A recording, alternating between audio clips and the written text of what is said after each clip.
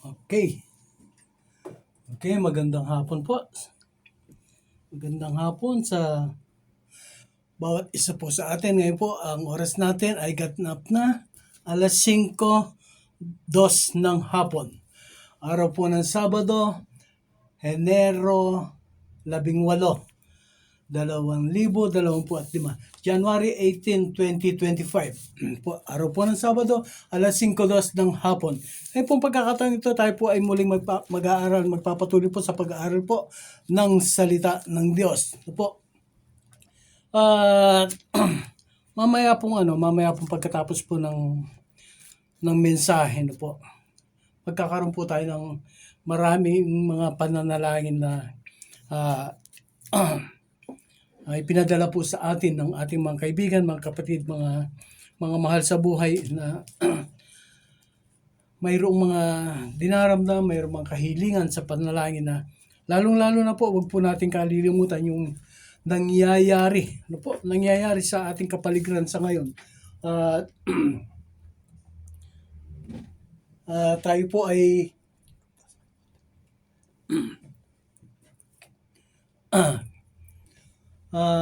yung pong nangyayari po sa yung pong sunog na nagaganap doon po sa Los Angeles. Napakarami na po ng mga nasalanta, nasira, nawasak ng mga building at saka ng mga tao po. Ang lugar po na yun ay talaga namang nakakaawa po. Ilapit po natin sa panalangin mamaya pagkatapos po ng gawain. Sa pagkakataon po ito, tayo po ay magbabasa sa isang bahagi po ng Biblia, ng kasulatan na ito po ay nakatala.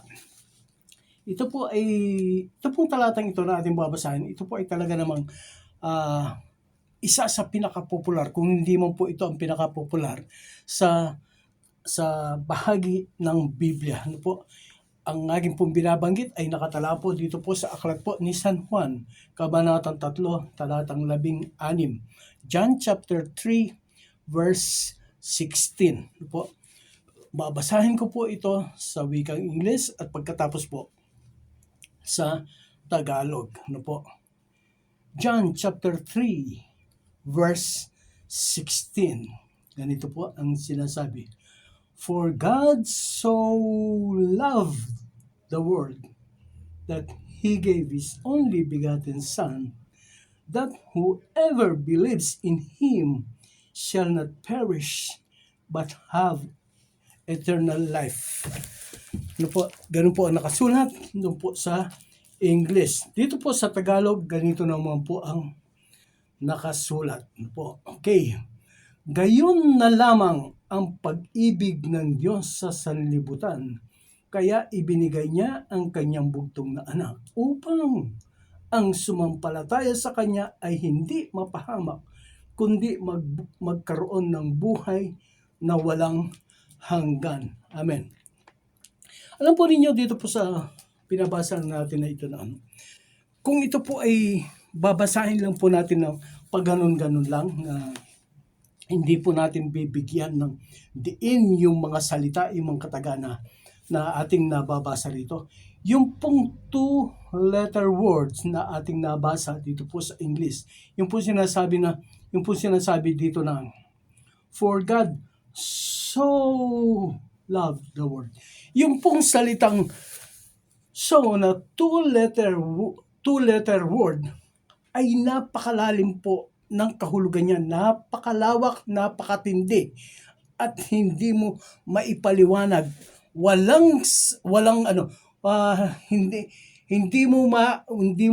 Hindi alam kung paano huhugutin ang mga kataga upang maipaliwanag ang salitang so love the world na binanggit dito ng pag-ibig ng Diyos sa sanglibutan.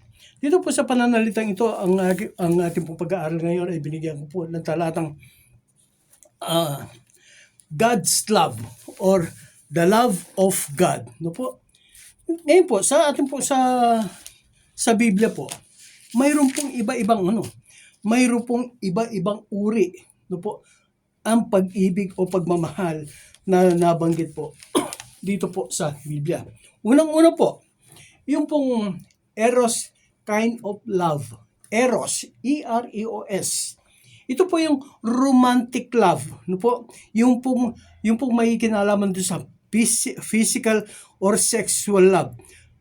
Based on feelings and is me oriented. Ito po yung yung mga ito pong eros love na ito ay yung pagmamahal po ng girlfriend, boyfriend, yung pong magsing-irog. Ito po ang na binabanggit dito yung romantic love. Ano po? So, yun po ang eros love.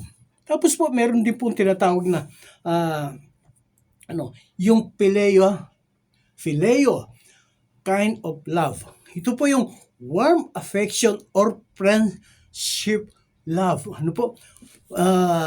Based on shared interest. Ito po yung yung pagmamahal, pag-iibigan, pagkakaisa po. Yung po talagang pareho ng interest, pareho ng gusto, pareho ng nais. Ang halimbawa po ng phileo kind of love ay yung pag-ibig o pagmamahal ng Diyos Ama sa ating Panginoong Hesukristo. At o kaya naman yung pagmamahal, pag-ibig ng ating Panginoong Hesukristo kay Pedro. Ano po? Tapos po yung kay Jonathan at saka kay David. So ito po yung pong uri ng pagmamahal na ito ay yung talaga namang matindi yung kanilang affection, yung kanilang relasyon sa bawat isa. Magkapareho sila ng gusto, magkapareho po sila ng nais. Pero meron pa rin po isang kind of love. Ito po yung storge, S-T-O-R-G-E, storge kind of love. Ano po? Ito po yung pagmamahal sa pamilya, yung pong strong bond, yung matibay na pag-uugnayan sa pamilya. Ito po yung tinatawag na storge kind of love. So, balikan ko po yung mga nabanggit. Una po yung eros kind of love. Ito po ay pag-ibig, pagmamahalan ng isang boyfriend at saka ng isang girlfriend. Yung po yung pong tinatawag na romantic love. Ano po? Tapos po, yung pong phileo kind of love, ito po yung warm affection or friendship love. Ano po, yung pareho po sila ng interest, pareho sila ng gusto, so nagkakasundo sila sa lahat ng bagay at ng pagkakataon. Una nga po yan ay ang relasyon po ng Diyos Ama sa ating Panginoong Jesucristo at ang relasyon naman ng Panginoong Jesucristo kay Pedro at ang relasyon o pagiging magkaibigan ni Haring David, ano po, at saka ni Jonathan. Ano po? Marami pa pong naman. Tapos po, yung storge, ito po yung pagmamahalan sa isang pamilya o sa isang sambahayan. Pero mayroon pong isang pag-ibig na higit sa mga nabanggit na iyan. Ito po ay ang pag-ibig ng Diyos. Ang Greek word po ng pag-ibig ng Diyos, ito po ay ang tinatawag na agape kind of love. Ito po yung unconditional, sacrificial kind of love. Ano po yung pag-ibig na ito ng Diyos na hindi mo masukat. Ano po yung walang hindi mo masukat ang lalim, hindi mo masukat ang lawak. Basta ito po ay unconditional. Ang pag-ibig po na ito ng Diyos ay God loves us despite of. Ang Diyos ay minahal tayo, inibig niya tayo sa kabila ng ating mga kasalanan, pagkukulang, pagkakamali, pagsalansang sa Kanya at hindi pagbibigay ng kapurihan sa Kanya. Tayo po ay patuloy na lumalayo sa Kanya. Tayo po ay patuloy na nagbibigay ng sama ng loob sa Kanya. Tayo po ay patuloy na nagbibigay sa Kanya ng hinanakit. At tayo po ay patuloy po natin siyang ginagalit. Tayo po ay patuloy na nagtatago at lumalayo sa Kanya. But, despite of all these things na ating ginagawa at ginawa at patuloy pang gagawin, God still loves us. Yun po ang sinasabing na unconditional, despite of sa lahat po ng ating mga kapintasan, sa lahat po ng ating mga kamalian, sa lahat po ng ating mga kasalanan, pagkukulang, ay minahal pa rin po niya tayo. God loves us not because na tayo po ay mayaman, not because tayo po ay talentado, not because tayo po ay matalino, not because na tayo po ay popular, maraming koneksyon, maraming natapos na mga degree. No po, marami tayong mga certificate. No, hindi po tayo minahal ng Diyos dahil po sa ating mga naka-accomplish sa ating mga buhay. Ang Diyos ay minahal po niya tayo sapagkat yan po ang pag-ibig ng Diyos sa atin. God loves us despite of sa kabila po ng lahat ng ating mga kapintasan. Okay, papaano po ipinakita o ipinadama ng Diyos sa atin ang kanyang unconditional love sa bawat isa sa atin? Yung pag-ibig niya na hindi kayang sukatin, na hindi kayang arukin ng sino paman. Dito po sa aklat po ng Genesis chapter 3, nang ang tao, ang ating mga ninunong si Eva at saka si Adan, sila po ay magkasala, sila po ay nahulog sa kasalanan. Ano po? Ang Panginoong Diyos. Ano po? Alam ng Diyos na nagkasala ang tao. Ano po? Alam ng Diyos na nagkasala ang tao. Pero ang Diyos pa rin ang naghanap sa tao. Nung si Eva at saka si Adan, ang ating ninunong si Eva at saka si Adan, sila ay magkasala sa pamamagitan po ng pagkain doon sa bunga ng puno ng prutas na ipinagbabawal na kainin. Sila po ay nagkasala doon. Nagkasala in the sense na sinuway po nila ang utos ng Diyos. Nung sila po ay magkasalang ganyan,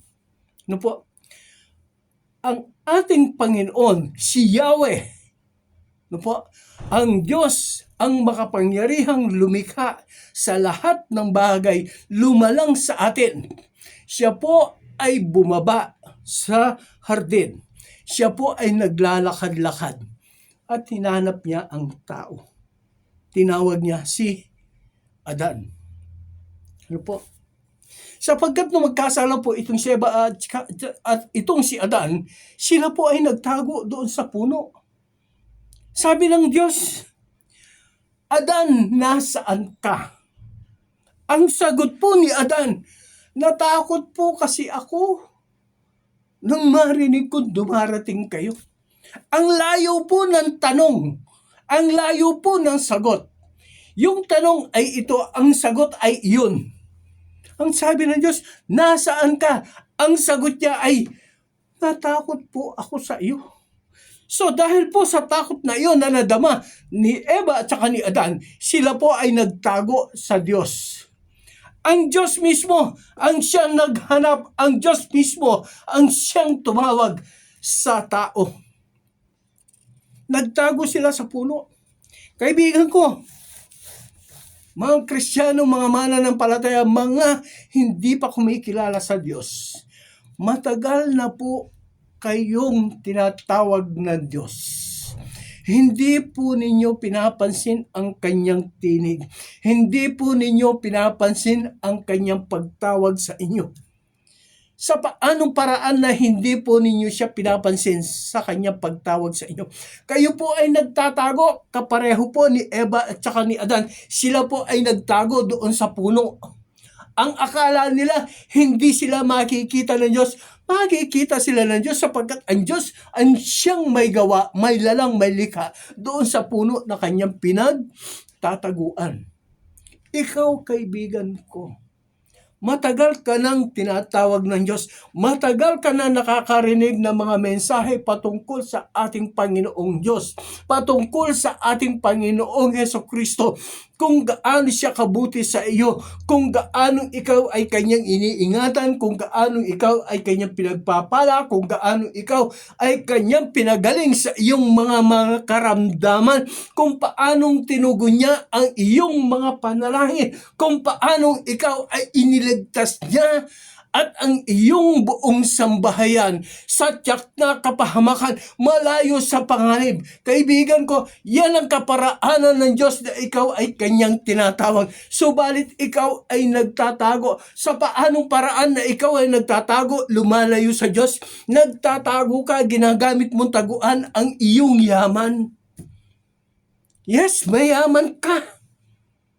Mayaman ka. Wala kang iniintindi. Wala kang inaalala sa iyong pang-araw-araw na buhay sapagkat nandiyan lahat kumpleto ang iyong mga pangangailangan. So, hindi mo naiisip na ang lahat ng mga tinatangkilik mo iyan ay galing sa Diyos. Sabi nga po, dito sa aklat po ng Roma, ang sabi po doon, napakabuti ng Diyos sa iyo sapagkat gusto niyang madama mo kung gaano kanya minamahal. Binibigyan kanya ng pagkakataon na ikaw ay makapagbalik loob sa kanya.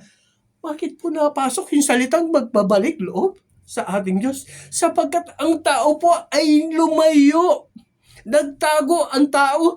Nabasa po, narinig po ninyo yung ginawa ni Eva at saka ni Adan. Sila po ay nagtago. Ang sabi nila, natakot po ako nung marinig ko ang tinig ninyo. Nagtago po ako. Ang mga kaibigan ko, yung iba ginagamit po nila yung kanyang kayamanan. Ang iba ginagamit po nila para sila ay itinatago po nila yung kanilang pagkahiwalay sa Diyos sa pamamagitan po ng kanilang pagiging busy sa kanilang trabaho. Yayayain mo na dumalo sa gawain. Yayayain mo na sila ay dumalo sa mga pagsamba. Ang sasabihin, busy kasi ako eh. Hindi ko mabigyan ng oras, hindi ko mabigyan ng panahon ang pagdalo sa simbahan. Kaibigan ko, bigyan mo ng pagkakataon ang pagtawag sa iyo ng Diyos. Yung pong kaibigan na iyan, yung pong nagsasabi sa iyo na dumalo tayo sa gawain, dumalo tayo sa church.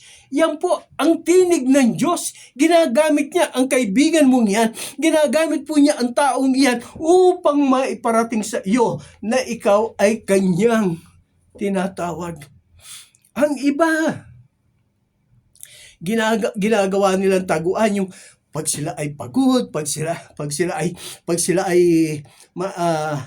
stress. Kung may pera, mag-out of town. Magpupunta sa beach. Magpupunta sa resort. Ang sabi nila, magre-relax ako. Kasi pagod ako, stress ako. Ang sabi po ng Diyos, dito po sa aklat ni San Mateo, Kabanatang 11, talatang 28, ang sabi niya, kayo na nangabibigatan. Kayo na nangabibigatan. Magsiparito kayo. Bibigyan ko kayo ng kagaanan. Kayo na nangahihirapan at nabibigat ang lubha. Kayo na mayroong stress. Kayo na mayroong alalahanin, mga worries. Pumunta kayo sa akin. Bibigyan ko kayo ng kapahingahan.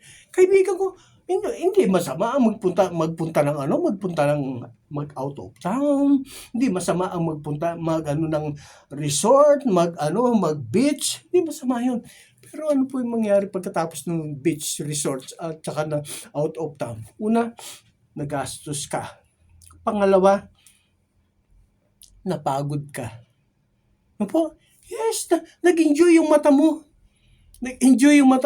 Pansamantala lang yan. Kaibigan ko, pansamantala lang yan. Ang panawagan ng Diyos, ito po ay pangwalang hanggan. Ang sabi niya, magsiparito kayo, magsiparito kayo. Kayo na napabagal at nabibigat ang lubha. Kayo ay aking pagpapahingahin. Masyado po tayong busy. Hindi po natin nabibigyan ng panahon ang mga panawagan ng Diyos. Yung iba nila ginagawang taguan yung kanilang mga kaibigan. Pupunta sila sa kanilang kaibigan, dito tayo, mag-happy tayo, magkaroon tayo, paminsan-minsan naman, mag-relax tayo. Buti pa yung kaibigan, pinupuntahan.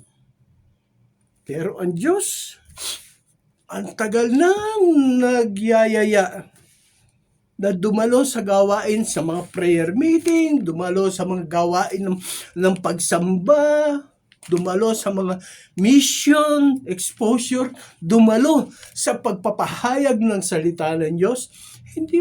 Tingnan po ninyo, sa lahat po ng gawain sa church, ang gawain po ng pananalangin ang siyang pinakakakaunti ang dumadalo. Iyon po ang most neglected na ministry doon po sa church, yung gawain po ng pananalangin. Kaunting-kunti lang, ilan-ilan lang ang dumadalo sa gawain ng pananalangin. Ang sabi ng Panginoon, nasaan ka? Dapat nandito ka Dapat nandito ka, nakikinig ka ng mga salita ko na ipinapahayag dito sa pulpito. Dapat nandito ka. Dapat pag ang mga kasama mo ay nananalangin, sila ay nabibigyan katugunan sa kanilang mga kahilingan. Dapat nandito ka para sa ganun yung panalangin nila para sa kagalingan, sa karamdaman, nabibigyan ng katugunan at ikaw ay gumagaling sa iyong karamdaman. Dapat nandito ka sa pananalangin pagkat sa panahong ito na mayroon kang problema at mga suliranin, yayakapin kita. Ipadadama ko sa iyo ang aking presensya, papadama ko sa iyo ang aking kapangyarihan, ang aking presensya. Mararanasan mo ang kapayapaan sa iyong buhay. Nasaan ka? God is calling us. Ganyan ang pag-ibig ng Diyos. Maski na pa, patuloy tayong lumalayo sa Kanya. Maski na pa, patuloy nakakagawa ng pagkakamali, pagkukulang, magbibigay ng sama at ng loob sa Kanya. Patuloy po siya. Tumatawag sa atin. Sabi po niya doon po sa aklat po ni Jeremias, chapter 31, verse 3. I have loved you with everlasting love. Minahal kita. Magpasimula doon sa umpisa hanggang sa walang hanggan. Ang sabi nga po sa Biblia bago ka pa ipinanganak, tinawag ka ng Diyos, pinili ka na ng Diyos upang Kanyang pagpalain. Hindi ka pa ipinaglilihi. Pinagpapala ka na ng Diyos. Yan ang pag-ibig ng Diyos. I have loved you with everlasting love. Ang sabi ng Diyos, kaibigan ko, tinatawag tayo ng Panginoon. Nabanggit ko po kanina, kaibigan ko. Yung nagaganap na sunog doon po sa Los Angeles, California, ilang araw, ilang linggo na po iyan. Imbis na mabawasan, imbis na lumiit yung apoy, lalo pang lumalaki. Alam po ninyo kung ilang building na po yung nasusunog? 10,000 building na po. High-rise building na po. 10,000 high-rise building na po ang nasunog. Sira na po, wasak na po ang Hollywood. Kahabag-habag. Ito po ang kaparaanan ng Diyos. Na tinatawag po niya ang tao na magbalik loob sa Kanya. Ito po ang kaparaanan niya. Kasi po, doon po sa lugar na yun, wag po kayo magalit sa akin. Doon po sa lugar na yun, kung makikita lamang po ninyo yung meron po silang mga ginawang kanta doon na mas binibigyan po niya, mas mas sinasamba po nila. Si Judas, mas sinasamba po nila, hindi po si Judas, mas sinasamba po nila ang demonyo kaysa ating Panginoong Jesucristo. Yes, of course. Sikat na singer. Ganyan po ang ginawa niya. Gumawa siya ng kanta upang papurihan parangalan ang demonyo, hindi ang ating Panginoong Jesucristo. Noong isang araw po, meron po ako parang mayroong bidding. Parang meron silang bidding na meron silang bidding, mga binibidding. Alam po ninyo, yung ibang mga kung sino-sino yung mga tao na nandoon na nakakuha po ng maraming mga number. Pagdating po sa ating Panginoong Jesucristo, pagdating po sa Diyos, wala po siya nakuha. Zero. Ano po ang ginawa ng mga tao? Pinagtawanan pa nila. Pinagtawanan pa nila. After 1 week po, after 1 week na mangyari yun, nagsunog sa Los Angeles. Kaibigan ko, hindi po normal itong mga nangyayari sa ating kapaligiran. Hindi po normal. Ito po ay mga katuparan po ng mga propesiya dito po sa aklat. Ano po? Ito po ang mga katuparan na propesiya dito po sa Biblia. Isa pong nangyayari, natutupad. Malapit na po ang pagdating ng ating Panginoong Jesucristo. Kaya po, patuloy po siyang tumatawag sa atin. Pasimula po sa ating ninunong si Heba at si Hadan. Hindi po siyang tumigil ng pagtawag. God loves us. Minahal po tayo ng Diyos. Doon po sa Genesis chapter 3 verse 15, pagkatapos na sila po ay magkasala, ipinanukahala na, ipinropesiya na, inihula na ng Diyos ang pagdating po ng manubos, ang pagdating po ng Redeemer, ang pagdating po ng katubusan po natin. Ang Panginoong Jesucristo. Dito pa lamang po sa Genesis chapter 3, verse 15 na ito. Ipinangako na po ng Diyos ang kapatawaran, ang pagtubos sa tao. Dahil ang tao ay tumalikod, lumayo, nagtago sa Kanya. Subalit ang Diyos ay patuloy na tumatawag sa iyo. Nagpadala siya ng mga propeta, padala siya ng hari, ng mga hukom, nagpadala siya ng mga manghula upang ang mga ito ay magpahayag ng Kanyang mga salita na tayo po ay Kanyang tinatawag. Hindi natapos doon. Hindi natapos doon ang pagtawag ng Diyos sa atin. Ano po? Pangalawa, ang pag-ibig po ng Diyos sa atin ay patuloy po siya na, yung tinatawag po tayo ng Diyos kasi God is longing. God is longing for us. God longs for you. Nasasabik siya sa iyo. Nasasabik ang Diyos sa tao. Bakit po? Kasi po, nung hindi pa nagkakasala ang ating ninunong si Eva at saka si Adan, tuwing hapon nabababa ang Diyos doon sa hardin. Sila po ay nagkakaroon ng fellowship. Ang sabi nga po doon sa Genesis chapter 3 verse 7, dapat hapon bumaba ang Diyos sa hardin. Isipin po niya, bumababa ang Diyos sa hardin, ang Diyos tuwing hapon upang magkaroon ng fellowship. Magkipag-fellowship siya kay Adan at saka kay Eva. Pero lumayo ang tao.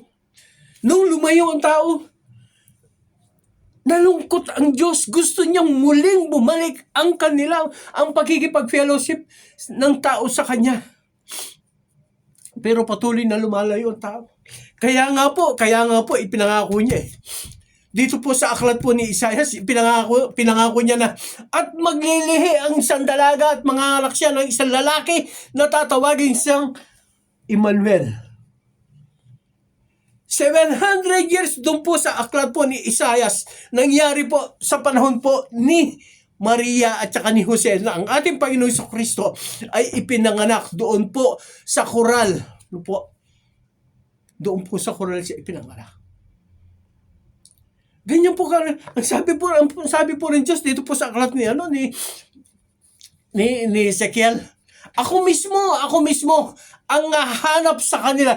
Ang Diyos hindi po naging sapat yung mga pinadala niyang mga propeta, mga hari, mga hukom. Hindi po naging sapat yun. Hindi po naging sapat yung mga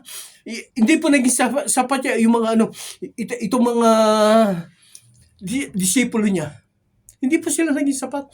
Ang Panginoong Jesucristo mismo, siya na ang bumaba. Ang sabi nga po niya, ako mismo ang maghahanap sa aking bayan. Ako mismo ang maghahanap sa aking tupa. Bakit? God longs for us.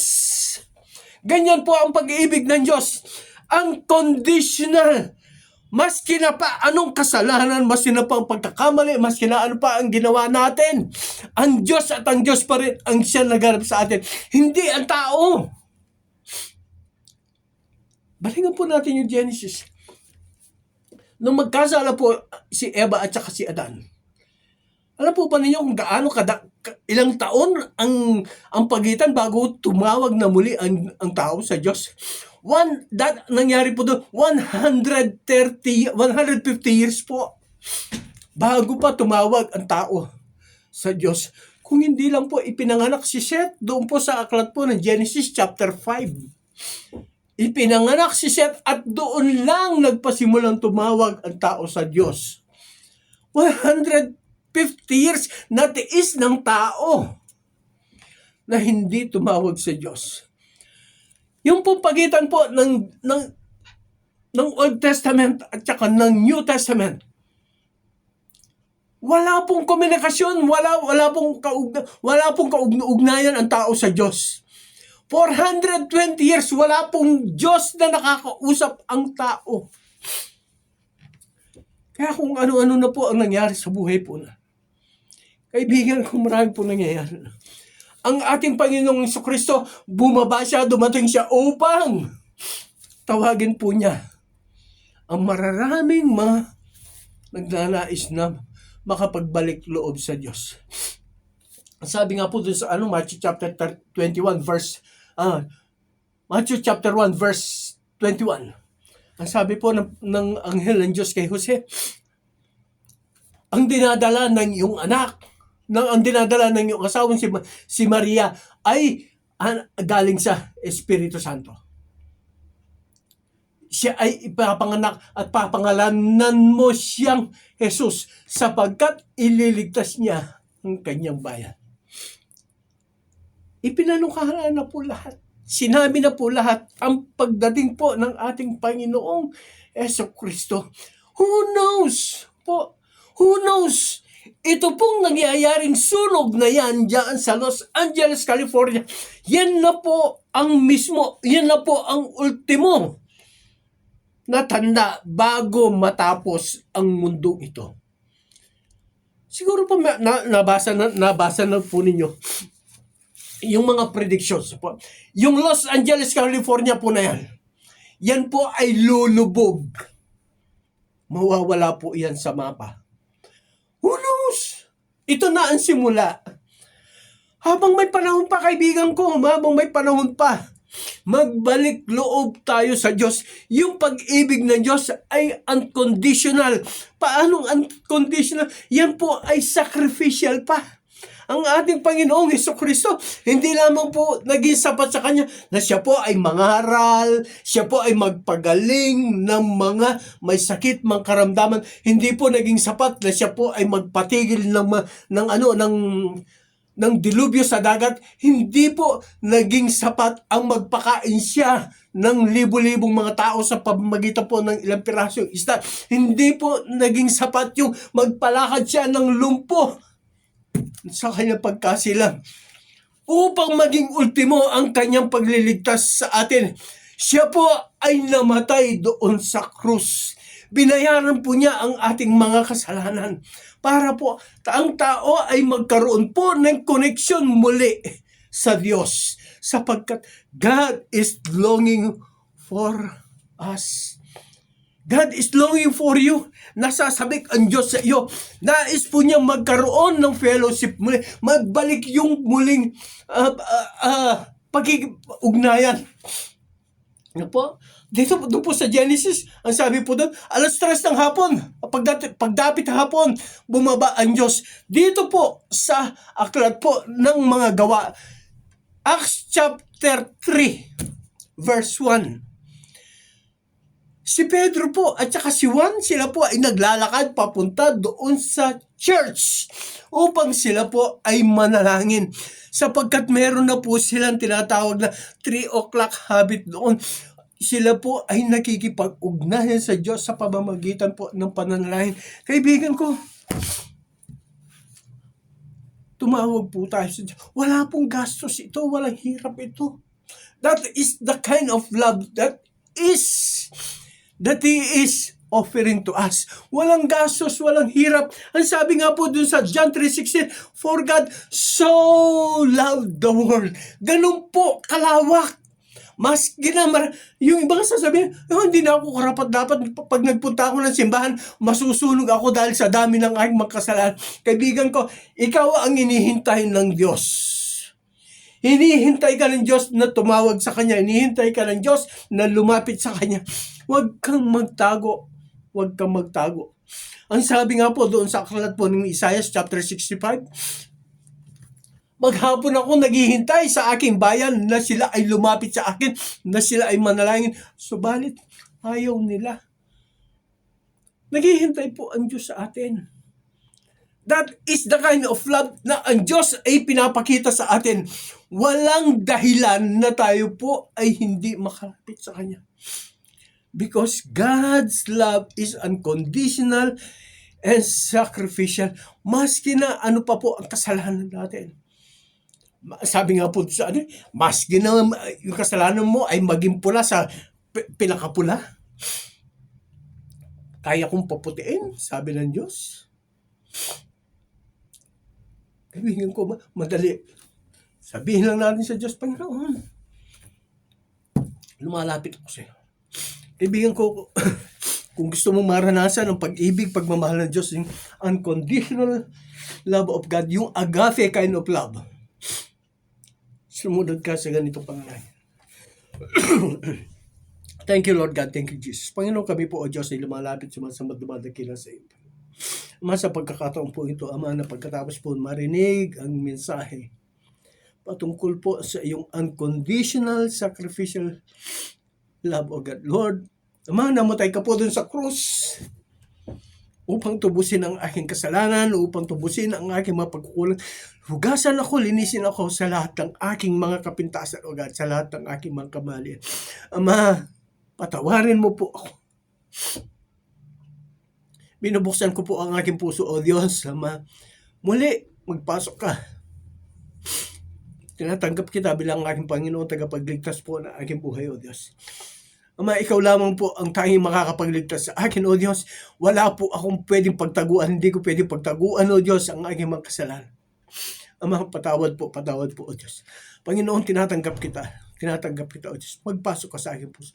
Ama, isulat mo po ang aking pangalan dyan po sa aklat ng buhay sa langit, O Diyos. Ama, magpasimula po sa araw na ito, O Diyos. Ikaw po ang aking pararangalan, Ikaw po ang aking sasambahin, dadakilain. Ikaw po ang aking Diyos, Ikaw po ang aking Panginoon, Ikaw po ang aking tagapagligtas. Amen. Salamat po, O Diyos, sa kapatawaran ng kasalanan ko. Salamat po sa buhay na walang hanggan na pinagkatiwala mo sa akin. Purihin ka po. Salamat po sa pangalan ng iyong bugtong na anak na si Kristo Jesus, sa presensya at kapangyarihan ng Santong Espiritu. Amen at amen. Okay. Thank you. Ngayon po, ang oras po natin ay 5:41. Ano po? Meron po tayong oras para po tayo ay manalangin para po sa mga nabanggit ko kanina. Ano po? Mahaba-haba po. Marami-rami po ang ating mga ipapanalangin. Ano po? Okay. Marami po mga yung po mga kapatid po natin, mga kaibigan, mga kakilala na meron po magkaramdaman po. Okay. Yung po may mga karamdaman po, yung po ang aking kapatid na si Joselito Tuason, mayroon po siyang diabetes. Ano po? Diabetes po ang kanyang karamdaman. Tapos po, yung kapatid ko rin po na isa. Yung pong junior namin, si Ruben Tuason. Mayroon po siyang infection, nasugatan po siya at ito po ay na-infect. Ano po? Praise God, konting-konti na lang po. Mapuputulan na po siya ng paa. Salamat sa Panginoon. Ano po? Tapos po, yung pong isa pong lingkod ng Panginoon, si Brother Bert Sanggalang, mayroon po siyang prostate cancer. Mga karamdaman na yan. Tapos po ito si Brother Fred Bondok, naputulan po ng paa dahil po sa diabetes. Oh Lord God. Tapos po yung kanyang asawa, si Sister Net Bondok, nagkaroon din po ng karamdaman. Ano ba mga karamdaman? Si Pastora Ricky Chan doon po sa Cavite. Po. Tapos po itong si Sister Pamela Pangilinan. Si Kuyang Willie Mariano. Marami po mga kaibigan po natin na mayroong mga karamdaman na hindi po nabanggit ang kanilang. Meron din po yung mga nangangailangan po ng kaligtasan, meron din po mga nangangailangan po ng mga financial blessings. Itulog po natin sila sa ating pananalangin. Thank you, Lord God. Panginoon, Diyos naman, napakabuti mo po sa bawat sa atin. Panginoon, narinig mo po ang mga pangalan po ng mga kaibigan po namin, mga kapatid, mga kakilala na mayroong pong mga karamdaman, mayroong pong mga sakit, O Diyos Ama. Ikaw po, O Diyos, ang aming dakilang manggagamot. You are our Jehovah Rapha, O God. Yes, Father God. Alam po namin nagagamit po ang mga tao, nagagamit po ang mga medisina, nagagamit po ang teknolohiya. Subalit, Panginoon, una po sa lahat, sa iyo kami umaasa, sa iyo kami nananalig. Sa iyo kami nananampalataya, Ama, Diyos, na ikaw po ang magpapagaling sa mga karamdamang ito, O Diyos, sapagkat ikaw po ang siyang lumalang sa amin, O God. Ama, alam mo po ang aming mga piyesa, alam mo po ang mga bahagi po ng aming mga katawan, kaya nga alam mo, O Diyos, kung ano po ang mga gamot na kailangan po namin upang kami po ay mga gumaling sa amang karamdamang ito, O Diyos. Ama, kung ano man po ang pinanggagalingan ng mga karamdamang ito, O Diyos, Ama, ikaw po ay kumilos ka, O God. Whatever the cause of this, whatever the root cause of this sickness and disease, O God, Ama, kumilos ka po, O Diyos. Kung ito man po, O Diyos, ay bakterya, ito man po ay virus, O God, Lord, ikaw po ang nakakaalam, O Diyos, Ama. Tamang gamot, tamang medisina po ang ibigay mo sa iyong mga anak, O Diyos, sa iyong mga lingkod, Panginoon. Ama, marami pong mga may sakit, marami pong may mga karamdaman na itinataas, idinudulog sa iyo, O God. Kagalingan po, O Diyos, ang siyang aming iniluluhog sa iyo, Panginoon. Diyos, sa kapangyarihan po ng iyong dugo, sa kapangyarihan po ng mga sugat, mga latay po na natamo ng iyong katawan, O God. Diyos, inaangkin po namin, O Diyos, inaangkin po namin ang kagalingan sa pangalan mo, Panginoong Kristo Jesus. Inaangkin po namin ang kagalingan, O Diyos. Salamat po, Ama. Salamat po, Diyos. Panginoon, tinataas din po namin, Panginoon, ay mga anak mo na mayroong mga suliranin, mayroong mga pinagdadaanan, Panginoon. Diyos, ikaw po, Ama, ang siyang aming tinataas. Itinataas po namin sa dakilang harapan, Panginoon. Ang mga kapatid po namin na nandoon sa ibang bansa, Panginoon. Mga kapatid po namin, O Diyos, na hindi man po namin nakikita, hindi man po namin halos nababalitaan, Panginoon. Ang mga bawat isa po sa kanila, O Diyos, Ama, itinataas po namin sila. Hindi na babanggitin ang kanilang mga pangalan, Diyos. Yung po mga kamag-anak po namin, mga kaibigan, mga kilala, na nandoon po, Panginoon, sa Saudi Arabia, Panginoon. Yes, Father God. Sila po na nandoon sa Kuwait, O God. Sila po na nandoon sa Pennsylvania. Sila po, O Diyos, na nandoon sa iba't ibang bahagi ng mundong ito, O Diyos. Ama, abutin mo po sila ng iyong mapagpalang kamay, O Diyos. Kung sila man po, O Diyos, ay may mga suliranin, O God. Lord, sila po, O Diyos, ay iyong yakapin, Panginoon. Ama, sa kanilang mga problema, O Diyos, Ama, bigyan mo po ito ng katugunan.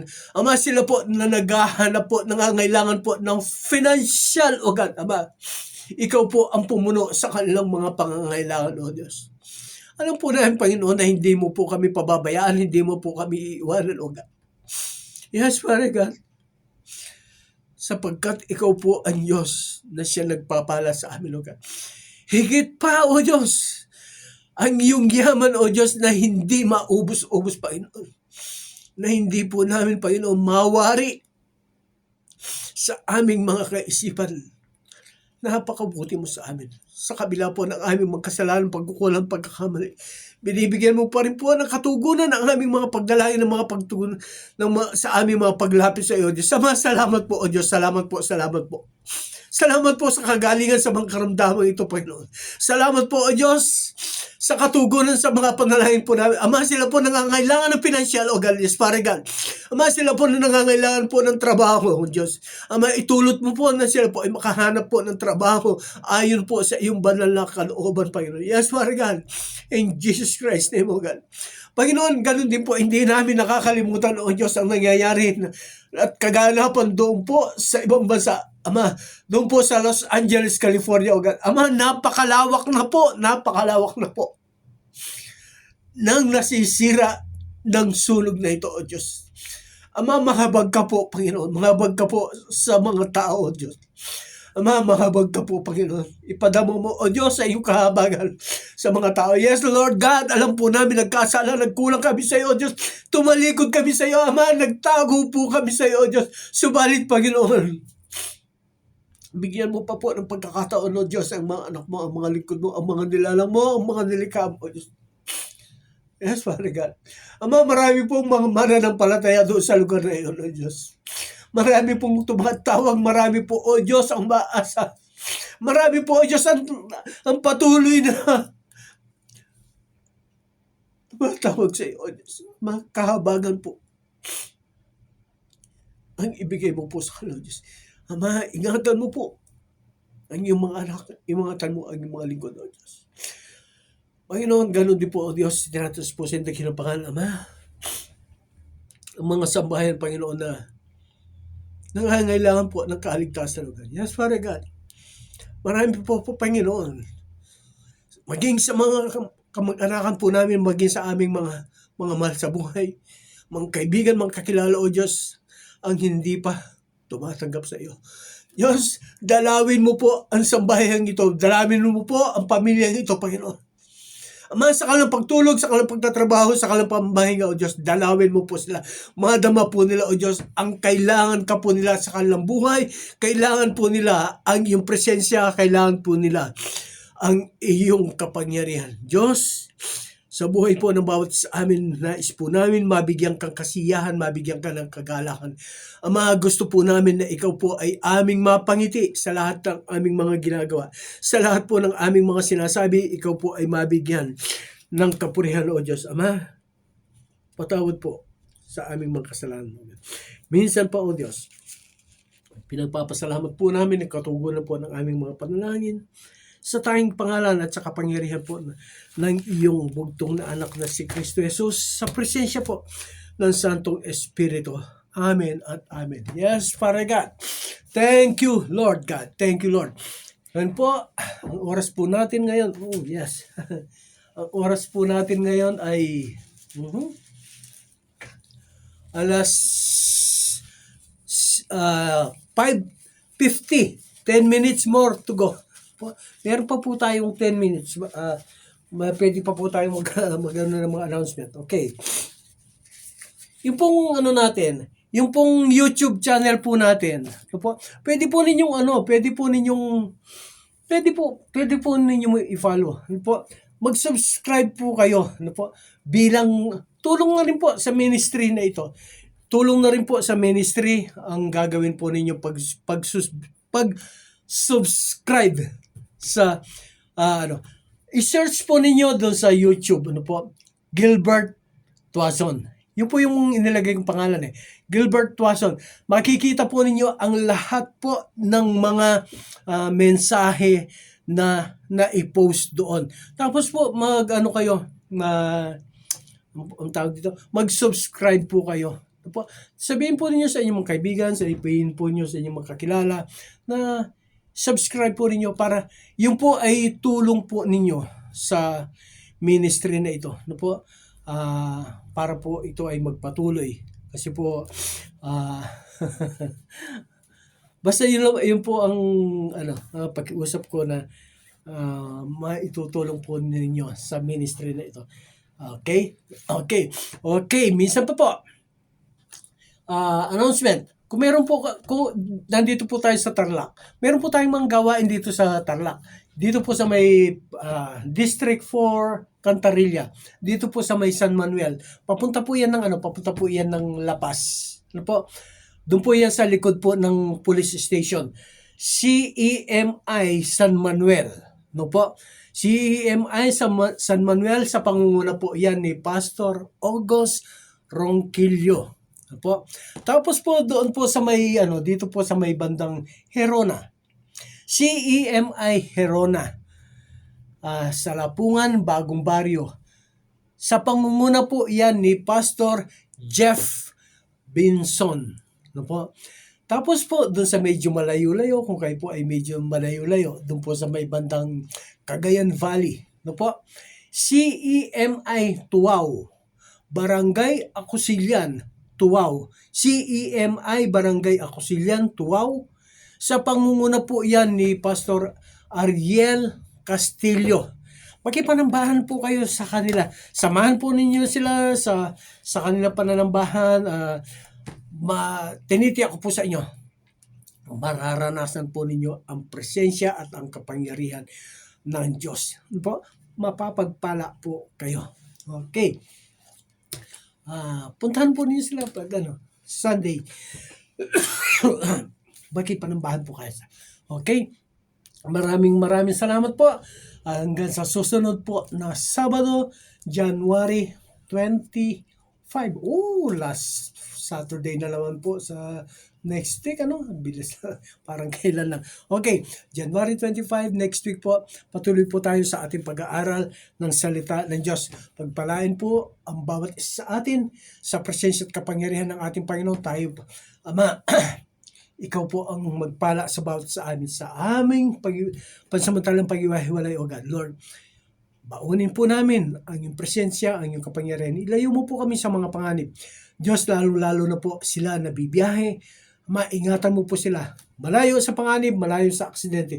Ihatid mo po ng payapa ang bawat isa sa amin sa mga kanya-kanya po naming tahanan. Purihin ka, O Diyos, sambahin ka, dakilain ka.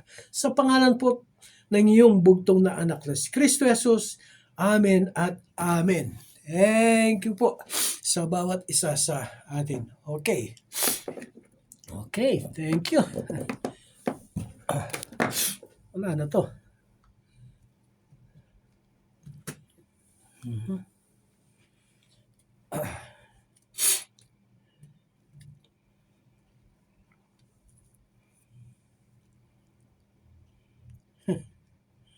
Nawala.